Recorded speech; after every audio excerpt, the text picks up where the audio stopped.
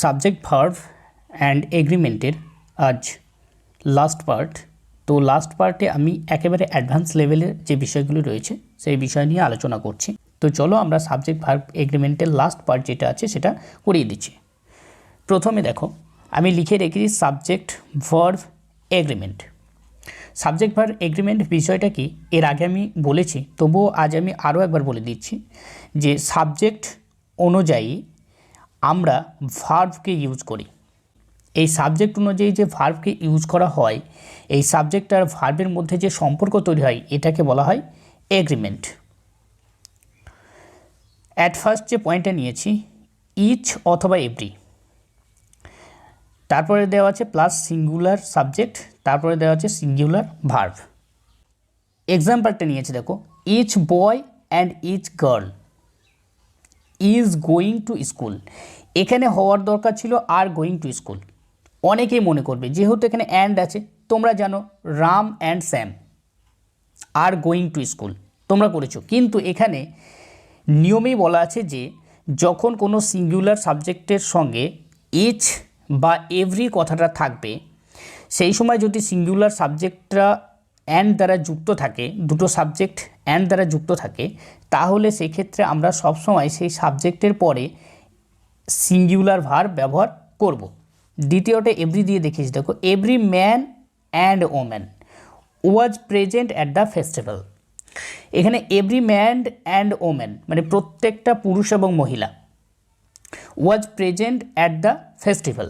এখানে অ্যান্ড, এই অ্যান্ড আছে মানে প্লুরাল ফর্ম হিসাব মতো, কিন্তু না, এটাকে আমরা মানে অর্থের দিক থেকে যদি দেখি তাহলে এটা অবশ্যই একটা সিঙ্গুলার সাবজেক্ট, আর সিঙ্গুলার সাবজেক্টের সঙ্গে সবসময় সিঙ্গুলার ভার্বই ব্যবহার হয়, তাই এখানে ওয়াজ ব্যবহার হয়েছে, ওয়ার ব্যবহার না হয়ে।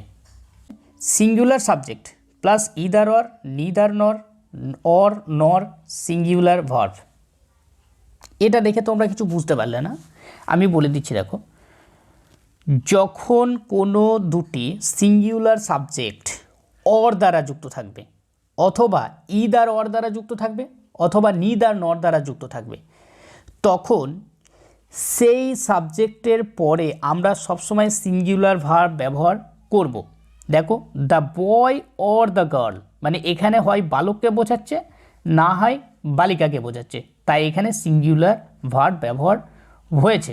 তাই the boy or the girl is playing football.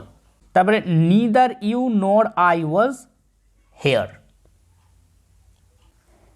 One of, each of, either of, neither of, et cetera যখন সাবজেক্টের সঙ্গে যুক্ত থাকবে, সেই সময় আমরা সেই সাবজেক্টের পরে সিঙ্গুলার ভার্ব ব্যবহার করব।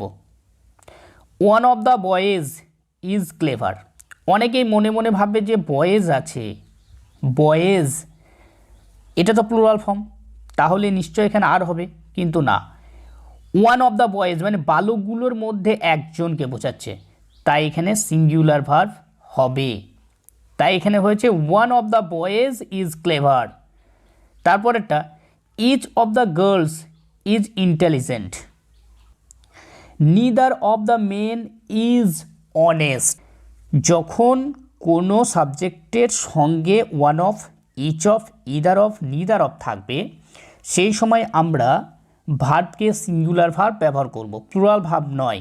যেহেতু one of the boys, boys আমরা দেখলাম, দেখার সঙ্গে সঙ্গে আর ব্যবহার করে দিচ্ছি, কিন্তু এটা নয়, এখানে আমরা সিঙ্গুলার ভার্ব ইজ ব্যবহার করব।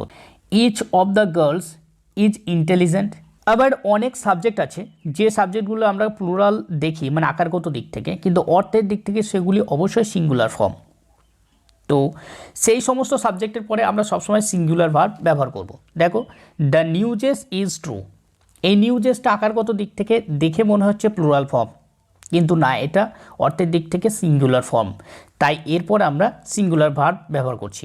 তারপরে সাবজেক্টে দেখো, the wages of sin. The wages of sin, এই যে ওয়েজেস আমরা মনে মনে ভাবছি যে এটা একটা প্লুরাল সাবজেক্ট, না, এটা আকারগত দিক থেকে প্লুরাল মনে হলেও এটা অর্থের দিক থেকে সিঙ্গুলার, তাই এখানে আমরা সিঙ্গুলার ভার্ব ব্যবহার করেছি।